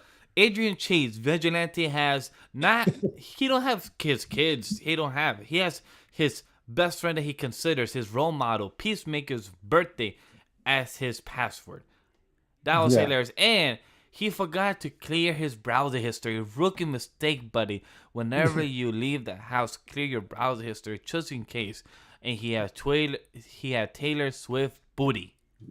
hey, hey, at least he didn't lie. He was all like, the reason why I actually was looking at that was because I wanted to see Taylor Swift, and I just was like, okay, I can respect that. The fact that he didn't lie and try to hide, he was like, you know what, I am a perv, and he and he accepted it. He was like, this is You what it is. know, I was looking. nothing is better than honesty. You What can't booty? go You're wrong with right, that. Grease. What booty does out of all the Yeah, booties to Google, Taylor yeah. Swift was the one. I questioned that with James Gunn. I'm like, there's Beyonce, there's Rihanna, there's anybody else that's known for big booty, but Taylor Swift, I was like, I don't know if she has gained weight and have grown her booty or something, but from what I know, from what current knowledge I know, what booty? Because I was Good gonna bring that pan, up too. just like mom used to make flat pancakes. I like it. Flat pancakes with some cheese on top, Steve. No, what? How did we get here? How do we get here? No, no, no cheese.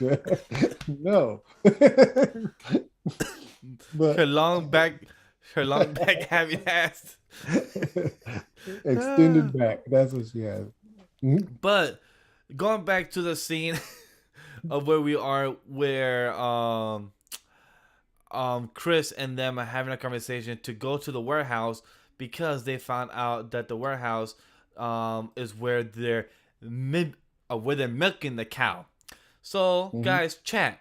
I gave Steve a idea or taking my theory that I think knowing James Gunn and his actual intentional to the metaphor is an actual cow from Earth and a butterfly went inside the cow and is milking the honey as the manure and the stuff of the food for the butterflies. So Mhm. I think this was foreshadowed because the gorilla from episode 4, it was a butterfly inside it. So I think it's very similar to how a cow has a butterfly inside it and is milking the honey. How do you guys feel about that, Steve? Tell me what you think now after maybe hearing it again. What do you think? Or do you have another theory of, because you said I at first it was an alien cow. Yeah. I mean, there's got to be like some kind of space cow or something because like a regular cow is just milk. So you're telling me that their only source of nutrients that they can drink has been milk this whole time, and they're just too dumb to figure that out. That is milk. Like I'm not buying that. I feel like there's like some kind of. I think cow is this time because most of the time when they say butterfly, they're in particular. But I think for this time, they're saying they're milking it like a cow, and it's something bigger. Then there's no way there's a black and white fucking cow on a big ass truck like that. There's no way. There's no way. There's got to be something in there, and I think there's some kind of space milker or whatever, mommy milker or whatever. Like I don't know what it could be, but I don't know. Like I think it's an actual cow being milked. I'll laugh next week episode if we actually see a whole cow in the factory that actually is getting milk from some type of machine, or it's just nice. exploding with some honey, or however the process goes. But that'd be hilarious if it actually happens. Curiosity what or how James Gunn does it. And while that's happening and that conversation is happening at the same time at the prison, our police officer Sophie does some encrypted alien type of message and tells her hive to come through and for them to meet them at a certain spot.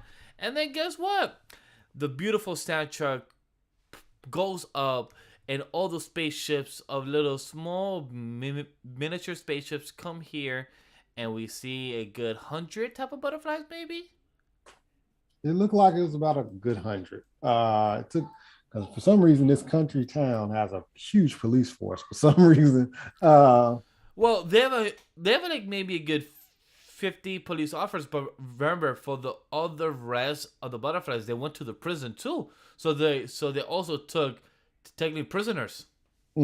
yeah, I love that scene. I mean, okay, I Wait, like that scene. you love that I have to scene, keep Steve? saying, I questioned that just now. I You have to keep love, correcting myself because I sound really, really dark at this moment. yeah. I liked that scene a About to lot say, Steve, you because the love people music. getting incapacitated to be hive by a butterfly, and you will be dying inside. Interesting, Not Steve. not me in particular, but So you love other. watching other people get killed It so was they can very get the interesting. photo, But I and you love just the want music. them. Okay. The music for that scene was very dope. I love the music, and then as that scene is going on, you get the music and the takeover for that, and then you turn around and you're getting Peacemaker's dad getting into a wardrobe with his costume and everything like that. So I thought that was really dope. That music was really, really well placed. That soundtrack is really good. And I agree with Nova.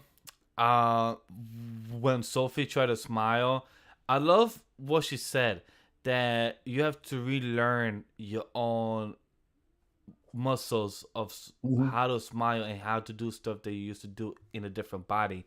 That was very intriguing and very well and good delivered. I love it. That's what they were doing as they were walking down the hallway. They're all like having those creepy like smirk smiles or whatever they're trying to do. I thought that was really I thought that was funny. I would love to see what James Gunn said. Hey, you guys try to smile. Like I wonder what he said as they're walking down the hallway shooting that episode. I mean that scene or whatever. He's like, "Hey, try to smile or you make a creepy face or whatever." I wonder what he said to them as they're walking down the hallway. Yeah. So while those three stories are while those two stories are going along at the same time, Sophie the butterfly is going to the prison, going to the and go to the precinct. Our boy Chris and the team are now knocking down and what's the plan to go to get the cow. Now the third story to be connected to all this, our boy the white dragon, Chris' father, just got what he wanted, got the head, got the bonani, whatever he needed to get the concentration. And then he gets up, he sees the whole squad doing what they're doing, white mask on top, looking all KKK type of stuff, and they get ready to put the white dragon suit on him because my boy is getting ready to go kill his son. He looks mad proud and mad excited to kill his son. How did you feel about that, Steve? With all those white titties and white men out there. White titties. It was titties. But like the overall scene was just like it was like all right, cool. He's suiting up. Obviously when this season started and finding out he was the White Dragon, from you guys, I looked up and I saw the suit, and you know what I'm saying. So I was like seeing him in the suit was actually pretty interesting. I'm interested to see the because obviously we have the foreshadowing that Vigilante said. He was like, look at all these open holes that like all these open gaps in the suit. Like I would be able to do this, and that. So I definitely think we're gonna see a Vigilante white dragon fight more so than a Peacemaker white dragon Nice fight. catch, nice catch, Steve. I was gonna bring it up as well, like saying that how Vigilante in the previous episode he brought up how the suit has many flaws, even though it looks cool. I love how Vigilante brought that up, and I think he's the one that's gonna fight uh the White Dragon, and Chris is gonna be fighting the many versions of the butterflies. So I And think he's even if maybe Vigilante fights the white dragon or he dies or whatever, and then Peacemaker remembers that, oh, these gaps are here that Vigilante said. So maybe we do get Peacemaker versus White Dragon, but I I am hope thinking. not Vigilante don't die because you just said that and I got sad. I'm like, I nah. mean, you said somebody's got to die. I mean, who do you think? Let it be economics. I don't think economics dies. You I could think always you could always replace a tech dude. you can, but I mean, it's got to hurt. if I'm gonna kill off a character, it's gotta hurt. That's me if I'm writing. So Then I'm not getting you off that easily. if We're it's gonna gonna hurt, as much as I don't want it, Abidayo. I don't think Abadayo dies. I think Harcourt has a better chance of dying than Abadayo. You think so? Yeah. Ah, damn, that's an interesting choice. Chat, who do you think will die? Since there's always a person that could die. I mean, that will die in the Suicide Squad. Since this is like a spin-off version of Task Force X. So who do you think will die? Who's your vote? So I'm still sticking with it. Abadayo's wife is a butterfly. So I was gonna bring that up to you. So since you brought that up, while chat writes down who they think is gonna get killed, let's get to it. I think she's a butterfly too. Yeah, because she still hasn't told her what's going on, so the butterfly has no reason to freak out and go crazy like the butterfly did with the first butterfly we saw with Peacemaker once she found out the information. So I feel like I'm going to stick with that. I think that her wife is a butterfly. I agree, Ron. I think Harcourt has a better chance of dying than others. But go ahead. No, I was gonna transition to what you're saying that the wife could die. I mean, that the wife is a butterfly, but I also agree with Nova. If it's gonna hurt a character, but not us, they will cut Abadayo because remember how Abadayo is technically trying to leave this life that her mom is trying to push her in, but trying to have her own life with her wife. Who's the only person that has a love interest? It's technically Abadayo. Everyone else is by themselves. So who's the one that has technically the most casualty? That is a bystander, and that's technically Abadayo's partner. So that is a good point. And that will hurt her, and that will hurt her as a character, and that will hurt the team. Because she will feel responsible that she's the one that brought her in the middle of all this since she's still in a hotel within this type of area.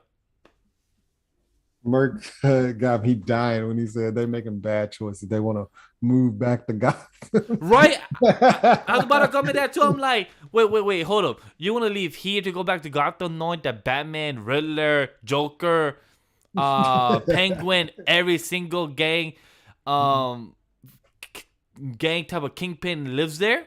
And you want to go back to Gotham and you think that's better? What? Mm-hmm. Like, go to, if anything, go to Metropolis. You'll probably survive there longer. Yeah. I mean, you don't get your mind taken over by a butterfly. You just get it taken over by Grodd. But, I mean, it's better than what you're going through. Yeah, but if you go to Metropolis, you can at least, have Superman save you. All right, cool. You have Lex Luthor that has a grudge against Superman. But not a lot of people die in Metropolis. It's mostly Gotham. So you have a better chance of surviving. So I don't know why. Yeah, I definitely could see Myrn. They're talking about Myrn dying in chat. Yeah, I see it just that. makes sense. Sacrifice. Because at the end of the day, let's say that they win the whole thing and Myrn is left alive. Now you're just gonna let a butterfly walk around? Come on. You know what I'm saying? So it makes sense. You gotta tie loose ends. Myrn probably will die. It's possible Myrn could die. I think we'll have a better guess or a better theory of who could die next episode when we review it next week. Because I think that'll be much easier for us to have an idea of any red flags. Because that is the second to last episode. So it'll be much easier for us to see who's the one that could possibly die. Merc says, not Metropolis. Remember Man of Steel. But look, Man of Steel, he usually saves people before they get killed. Gotham don't, and Batman's always late sometimes. AKA some characters have died for no reason. Red Hood. He's always late. The Crowbar. There's other characters. No, it was a reason. It was for development. Oh yeah, for development. Development of Red Hood. Yeah. But I was just gonna off mark the definitely possible. Yeah, very good point. Yeah, so it's a lot of things going on there. But let's wrap it up with how we feel that the cop scene, sorry, on the cop scene, the prison scene and the precinct, that everyone was dying, having seizures, and everyone was getting possessed by butterfly. Even the substitute captain, even the guards, everyone did not survive. Even Sophie's partner, I felt like he probably had a chance because I felt like he was getting away. But then a slow mo butterfly did a little curve. He's like, nah, boy, I'm gonna get you. Shoot, and Mhm. came back to him and got him. I was like, damn, you almost slip out. You I was mean, almost good. after seeing so many people like get like crammed in and stuff like that, I'm putting my mask over my my COVID mask over my Right? mouth Or or something. something I'm doing something like like everyone kept running, but like nobody started to grab a shotgun or like guns blazing, start shooting. Like everyone started running. I'm like, yeah. yo, like, y'all didn't think to grab at least a gun, at least kill a few before you die, before you get taken over, but nobody thought about it. Like everyone just let it happen. I'm like, really, guys? It Really? probably sucked too to be a butterfly because it's like only so many people there. So it's like, oh shoot, I gotta find a host. I gotta find a host.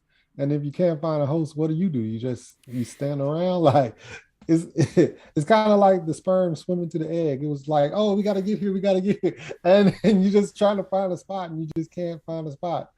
Uh, I would just wonder that they're probably all just forcing their way to try to get someone and stuff like that. So kind of would suck to be a butterfly in that situation, trying to figure out where you're gonna go. And yes, Brian, I highly agree with that. That moment where taking over and Sophie kind of tells him like, enjoy your last minutes. That's Yeah. just that's sad. Like no one does your partner and you're telling them, yeah, just enjoy your last couple of minutes to have of your freedom, your fresh air, and you're just gone. Like that just sucks. And she even said she's like she's fond of you, so maybe she's like maybe she was in love with him the entire time or something like that, and we never got to see that.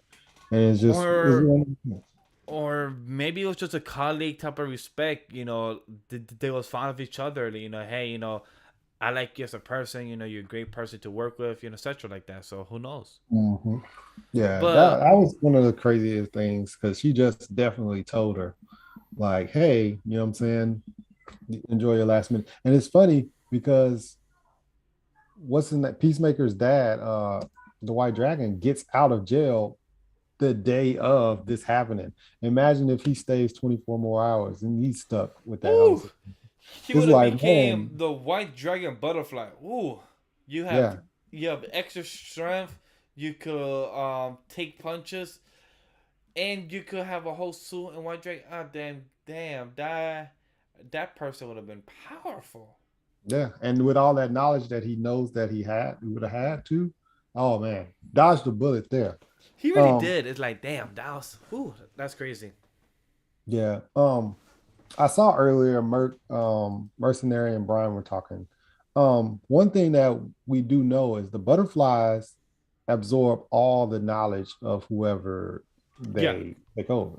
So we do know that I guess the sheriff or whatever he is, the leader Uh huh. of the police department, he knows that he was working with Mern. You know what I'm saying? He's working with Mern Yeah. and he has this undercover issue. So I'm wondering if like he brings that to the table and stuff because he knows about he obviously pulls out the journal and he exposes that, but does he expose the rest of their situation with Mern, like everything else that's going on? And then on top of that, Mern has all the memories of, you know what I'm saying? The butterfly that's in Mern has all the memories as well. So now the butterfly that's Mern is like, well, he shouldn't be on stage telling on Peacemaker, on our guy. So he should be like feeling some type of way like, oh, he's been taken over. He's clearly been taken over and stuff like that. So I wonder how that dynamic will work next episode. Well, perfectly transition for that, Steve, because let's just jump into the ending scene of the diary being exposed to the people, to being broadcast in Evergreen, and how the alien invasion, of how Chris is the one that's technically murdering people. How do you feel about that? That our girl Abidayo was just staring at this, and she felt so lost, and she felt like so despaired. Like she's like, "Damn, I'm fucked." Like she just questioned herself, and like, "Damn, the notebook, the diary was captured." And my favorite part is where girl literally stare at the screen like this, like, "Damn, we're fucked." Yeah, they're all staring, and it's funny because like even they ask about the diary. It's like, did you know there was a diary planet? And then Adebayo goes, "Fuck!" Like you know what I'm saying? Like I forgot that even I even did that. I even planted that. Completely forgot about it. And then for now, this situation's happening, and she's like, "We are really fucked." Like you know what I'm saying? Like I'm not sure if they already came to the conclusion that the butterflies took over the police department, but like she's gotta be like at this point, like fuck, they exposed them for all the thing that's going on, and then she knows that she's about to see Peacemaker again. So she's like, he's gonna know that it's not his diary. So now there's gonna be this super turmoil where he can't trust anybody, and he thought that he could trust these people, and now he's gonna find out that he couldn't even trust them.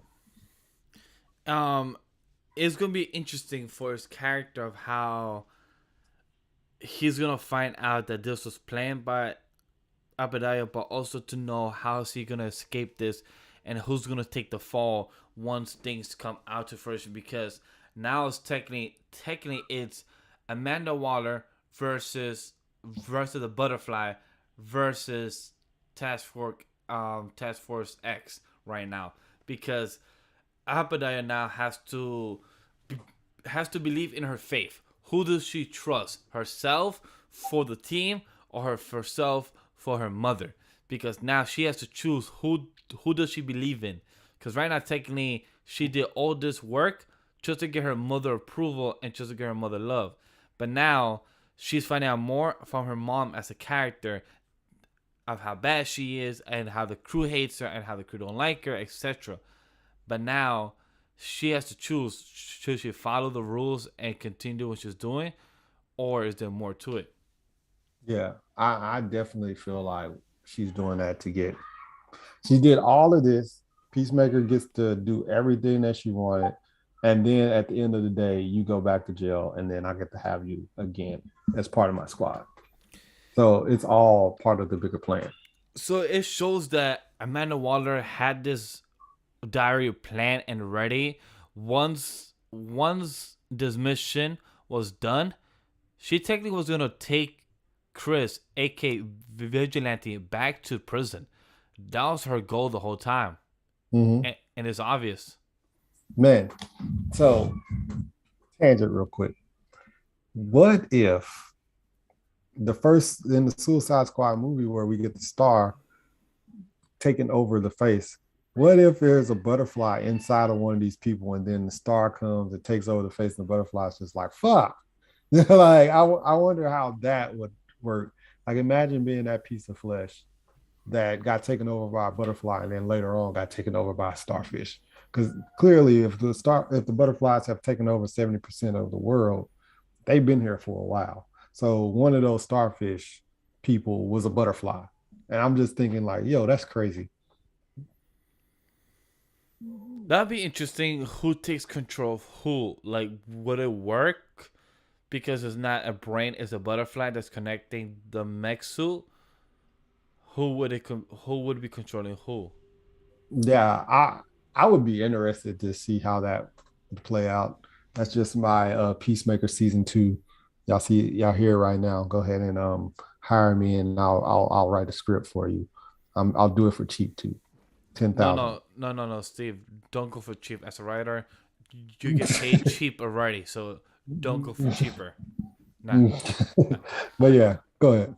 I was gonna transition to what the chat was saying. Uh, to what you brought up, Steve, in the chat. That piano scene is sad because the song I think is I forgot to write in my notes, but Home Sweet Home, Motley Crue. thank you, Steve. Beautiful that. Yeah. Mm. But it's sad the song he played because he can't go home, his father. he cannot go to a home that he's happy with, because that song reminds him the last time he was happy was with his brother. And another reason is because he cannot go home to the crew he's with now, because he don't even trust them and they don't even trust him with vital information.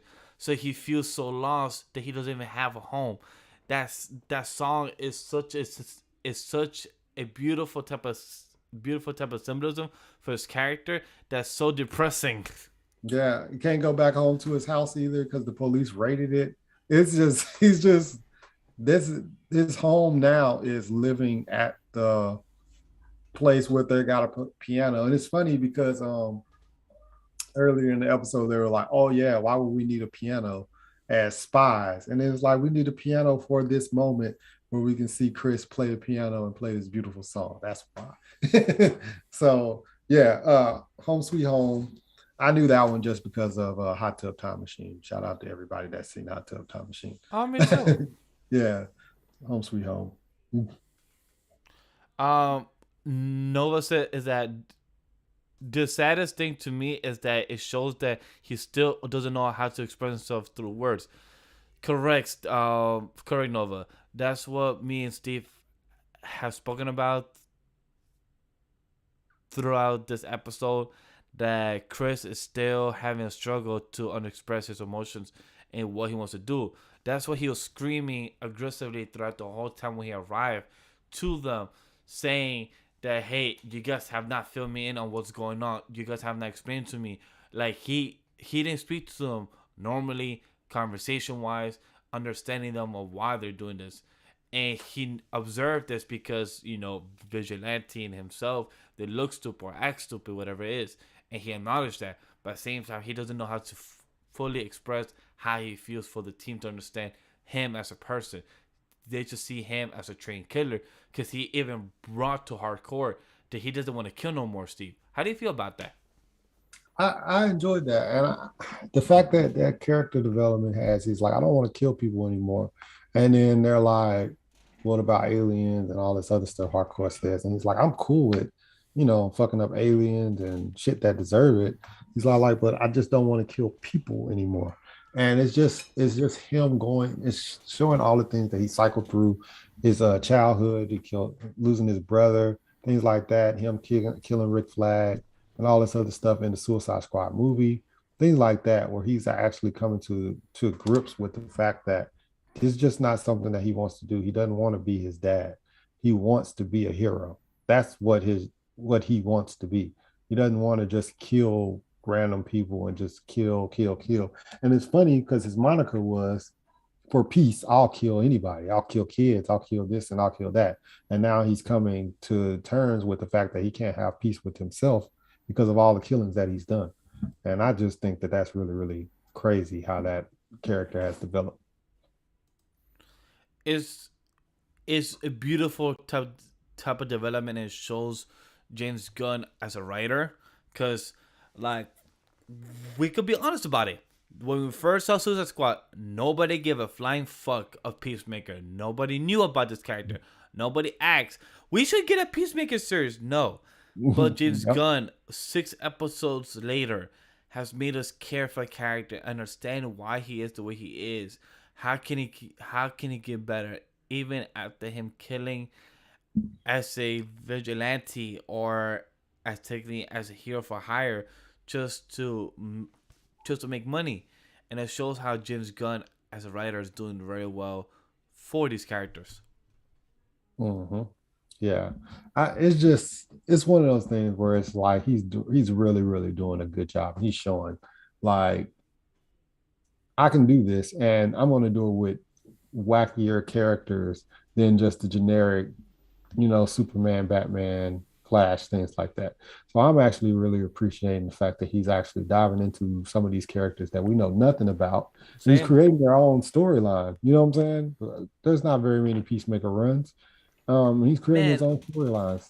I never expected to hear Kite Man on a TV show other than Harley Quinn, the anime series. To actually hear Kite Man. Time. Like what? The second time we hear Kite Man, it's just crazy. It's like hearing about Condiment Man. Like it's one of the things like, one of the things he's just really diving into these other characters, and he can make his own stories because they don't have very much, leeway in the comics. So he can really just flesh out his own characters and make his own stories for these guys. I highly, I highly 100% agree with what you're saying in the aspect of him as characters and what he's been doing so well. Because we've also find out that is Emilia Hardcore. That's her real name as a whole, Oh yeah, we find out her name. and it's And actually sweet. And I still agree, even though James disagrees with me, I still think by the end of the series, I mean by the end of the season, if they both live, Emilia Hardcore and Chris Peacemaker will be fucking. you know what? I can see that. I would see them fucking more than like, let's be in love and let's do this. I think it will be like a quick, like, one off, like, end credits for episode 8. And then it's like, let's do this. And then it's just really quick and then it's over with. Yeah, so it's definitely 100%. 100%. Like Oh, you think I feel like it's 100%? storytelling. Like I feel like in storytelling, I it's think definitely it's story. possible. I I could see it happening. I'm not going to say 100%. Yeah. But that's about it about the episode. Did we miss anything, or is there anything extra you want to talk about or bring up that we probably forgot, or any last theories, Steve, or any overall thoughts that you want to bring up? Um, no, I think we touched on everything. If it's anything that we didn't touch on, I'm pretty sure everybody in chat will let us know. As far as like theories now, Peacemaker is with Vigilante right now. That's the only person I would think Peacemaker thinks he can trust at this point is Vigilante. You know what I'm saying? I feel like the rest of the team are going to try to find a way to get Peacemaker because they got to figure out how to get in touch with Peacemaker. But at this point, you know what I'm saying? Mern is gonna like they can have an open conversation because Peacemaker and Vigilante aren't there. So they can actually talk about what's going on with the butterflies, what they think is going to happen with the butterflies, et cetera, et cetera. And they can have an open conversation without having to like, kind of like mute censor themselves because Peacemaker doesn't know. I mean, Peacemaker is going to find out eventually, and that's going to be a whole another story within itself. But for me right now, I think Peacemaker and Vigilante are on their own at this point I because disagree because of what Nova said. Remember how Hardcore took the time that she put the dove of symbol for his guns, his weapons, and she also gave her real name. So I feel like she built the extra trust, knowing of how Chris feels right now towards the team. So she tried to amend the bridges, is what I feel Mhm. like she tried to do. Did it work? Who knows? I But mean, but I feel like Chris acknowledges Vigilante, acknowledges Hardcore. I don't know if he still acknowledges economics or acknowledges Merm or Abadayo. But I know right now he puts his trust and faith in Hardcore, Emilia, and Chase Adrian. fair enough. I'm with Amelia, with Harcourt, he's in love with her or in like with her too. So maybe he just feels like, oh, she just told me her name, so he can have that rose-colored, glasses type feeling. Um, and I couldn't blame him because he obviously is out there. Like it's like, oh, maybe she told me her name because she trusts me and we can trust each other. So I'm not against that, but for the most part, I feel like he can't trust most of the team because of what's going on. 100% agree with that. My last thoughts on the overall on Peacemaker episode 6. It was the climax of the 8 episodes. We're jumping into the resolution of how we could solve the White Dragon storyline. Sophie, aka Goff, now in the prison slash precinct. Um, Kind of 100 people or butterfly type of army against 5 to 6 people in a squad, and how they're gonna take the big cow and murder the supply of their food, of supply and demand. So I'm curious of what is going to be happening in the next 2 episodes of 7 and 8 and where they could end it up with. And Curious to see if there will be a season 2. Curious to see how James Gunn feels on having a season 2, or would this be a limited series, or like a just a one run and done, or will he spin off to another show? So I'm very curious to see how James Gunn feels about this overall. But are you good, Steve? Because I think we're good. I'm good. I All am right. good. So chat. Hopefully you was entertained. Hopefully I did a great job hosting. Hopefully that myself and Steve broke down the episode 6 for you guys, the news, all the time codes. I'll try to add them by tomorrow so you guys could jump into it and see what you guys want to see and talk about. But Steve, before we go, where can the good people find you in the Mind of Blerd podcast and everything else, your Twitch that you're streaming now, Pokemon? Where can the good people find you? Oh, yes. You can follow me at Scuba Steve 1428, which is actually my kid's birthday, but it's not my password. I'm smart about that. But yeah, I use that birthday or whatever. But anyway, the Blerd Mind Pod on Twitter, you can follow that. That link has a link tree in there that can lead you to all 9 of our pod members that are doing Twitch and everything else. Abe is affiliated and things like that. I have been streaming on YouTube as well and on Twitch from the Blerd Mind Pod account, just streaming Pokemon just because I haven't got the chance to play it. So I was like, oh, I'll stream it live. And it's actually been going okay. I've died a lot on screen and losing, but you know what I'm saying? There's nothing wrong with that. And you know, everybody always shows the good parts, but I show the dark side of this gaming thing and I die on screen, no censors. So yeah, but yeah, that's pretty much what I got going. What about you, Vash? For me, you guys, you can follow me at Legendary Vash everywhere else on social media. Sometimes I'm on Anime Podcast. Sometimes I'm on Shonaroni. Might not be here on Shonaroni this Sunday, but we might be on a late episode. So I have to discuss with the team and Sam himself. And definitely, guys, thank you for watching Careful Spoilers, episode 51. Highly appreciate everyone here on the chat, everyone who shared on social media, everyone who's lurking and just watching the video on the side. I appreciate everyone talking, discussing. Shout out to Brian, Mercenary, Nova, everyone else on chat. I appreciate. We acknowledge you guys being here. We appreciate you guys keeping on the convo. And again, shout out to JB and his lady. Happy birthday. Hopefully you guys enjoying a good, lovely vacation. And that is a pretty interesting title for next week. Don't utter a word, because you know what? Don't utter a word, because you guys gotta spoil those episodes. Because you know, guys, share this to your family, share this to your friends, share this to your grandmother, share this to your abuela, to your abuelo, share it to your neighbor. Go show them. Go to their phone, YouTube, not to the iCloud. Go to YouTube and write Careful Spoilers and subscribe. And don't forget their birthday as a password. That's very important and very key to it. But other than that, enough jokes, enough laughs, and hopefully you guys enjoyed a good stream. And see you guys on the next one. And careful for spoilers. Take care. Peace.